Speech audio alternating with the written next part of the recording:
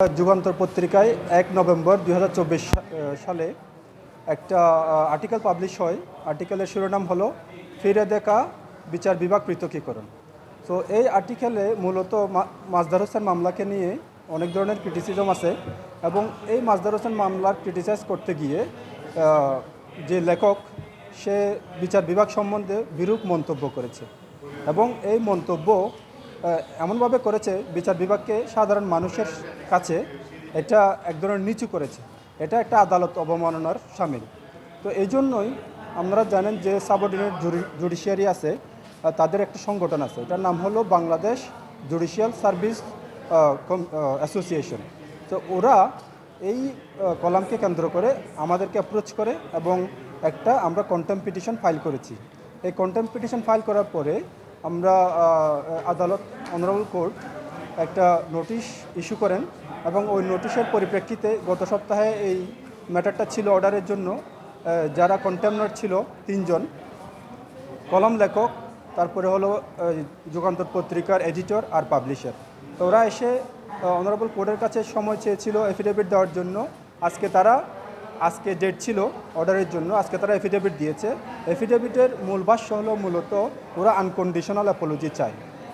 So honourable court বলেছে যে শুধুমাত্র এইরকম একটা লেখা, এটার জন্য শুধু আনকন্ডিশনাল অ্যাপোলজি চাইলে আমাদের মন মানতেছে না।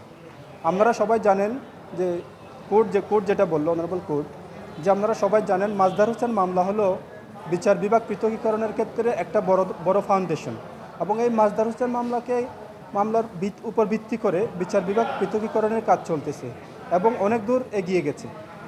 যে এই অবস্থায় এই ধরনের একটা নিবন্ধ, এটা বিচার বিভাগ পৃথকীকরণের যেই প্রক্রিয়া তাকে বাধাগ্রস্ত করতে পারে এবং অনারেবল কোর্ট এটাও খুব গুরুত্ব সহকারে বলেছে যে বিচার বিভাগ পৃথকীকরণের মূল উদ্দেশ্য হলো 2টা ওয়ার্ড এনশিওর করা। এই 2টা ওয়ার্ড হলো ন্যায় বিচার।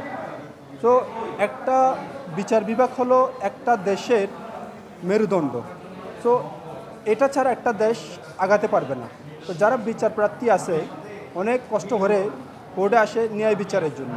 তো বিচার বিভাগ যদি পৃথক না হয় সেক্ষেত্রে ন্যায় বিচার পরাহত হতে পারে এবং আলটিমেটলি সাধারণ জনগণ সাফার করতে পারে। তো কোর্ট একটা কথা বারবার বলেছে যে শুধুমাত্র আনকন্ডিশনাল অ্যাপোলজি, এটা আমাদের মন মানতেছে না। কোর্ট এই কথাটা বলেছে।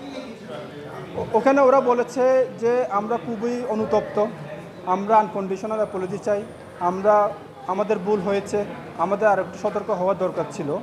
তো যে কলাম লেখক সে একটু ব্যাখ্যা করতে চেষ্টা করেছে এটা কোন কনটেক্সটে সে লিখেছে, যদিও আমরা নিজেরা কনভিন্সড না। এবং কলামটিতে লিখেছে যে ওরা শুরু করেছে এইভাবে যে মাজদার হোসেন মামলাটা নেওয়ার ক্ষেত্রে কোর্টের ইভেন জুরিসডিকশন ছিল না, এখতিয়ার ছিল না, এই কথাটা সে বলেছে। এবং এখানে গভর্নমেন্টের কন্টেস্ট করার কথা ছিল, কন্টেস্ট করে নাই এবং ইভেন লয়ারদেরকে নিয়েও বলেছে এই কলামে। সো এটা হলো একটা টোটাল প্যাকেজ যে জুডিশিয়ারি এবং যে বার সবাইকে এটা এমনভাবে পোর্ট্রেট করার চেষ্টা করেছে যে একটা ক্রাইম করেছে। সো এটা তো হতে পারে না, সো এটা যে কেউ এটা যখন পড়বে এটা খুবই খারাপ লাগবে। এরকম মানে আন্ডারমাইনিং কথাবার্তা আছে আর কি। আদেশ হলো আমরাও তো এফিডেভিটের কপি পাইনি, পিটিশনার হিসাবে আমরা অনারেবল কোর্টকে বলেছি আমরা এফিডেভিটের কপি পাইনি। সো আমরা এফিডেভিটের কপি আজকে নিয়েছি এবং আমরা যারা পিটিশনার ওদের সাথে শেয়ার করব।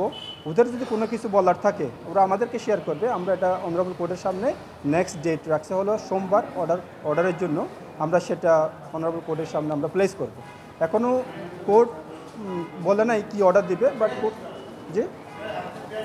আমাদের প্রেয়ার ছিল হলো অ্যাপ্রোপ্রিয়েট পানিশমেন্ট দেওয়া এবং আমরা আলটিমেটলি সোমবারে বলবো, আমরা মানে স্পেসিফিক বলবো আমরা কী চাই। Thank you.